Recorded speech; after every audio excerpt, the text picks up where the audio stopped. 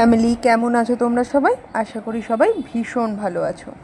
আমি সায়নী চলে এসেছি আজকে আমার বারান্দা বাগানের একটা ভিডিও নিয়ে।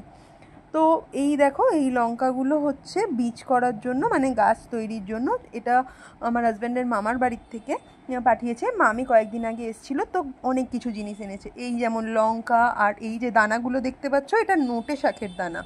তো এই শাকের বীজও এনেছে। আর এখানে আজকে শাকগুলো বসিয়ে দেবে এবং লঙ্কা দানাটাও বসিয়ে দেবে। তো তার জন্যই এই সমস্ত ব্যবস্থা। প্রথমে লঙ্কাটা কেটে বীজগুলো নিয়ে নেওয়া হয়েছে। আর এই লঙ্কাগুলো না একটা সুন্দর স্মেল আছে এবং প্রচণ্ড ঝাল। তো এই গাছটাই বসাবে আমাদের। এখানে চারা করার জন্য বীজগুলো ছড়িয়ে দিচ্ছে, এবং তারপর যেটা হচ্ছে সেটা হচ্ছে ওই শাকের দানাগুলোও বসাতে হবে। কারণ এই সময়টা বা আর একটু পর থেকেই শাকটা করতো, কিন্তু আমি বললাম যে এবারে আর একটু যখন বীজ এসে গেছে, তো একটু শাকের দানা ছড়িয়ে দেওয়া যাক। তো তাই ও একটু শাকের দানাও ছড়িয়ে দিয়েছে। এই জায়গাটাতে শাকের দানাটা কিন্তু ছড়িয়ে দেওয়া হয়েছে। কয়েকদিন পর দেখা যাক কীভাবে দানাগুলো থেকে গাছ বেরোচ্ছে, সেগুলো তোমাদের সাথে সবই শেয়ার করব।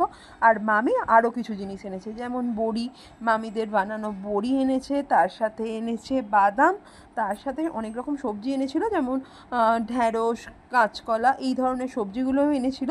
তো সবই আমাদের খাওয়া দাওয়া হয়ে গেছে। কেমন লাগলো বারান্দা বাগান জানিও কিন্তু।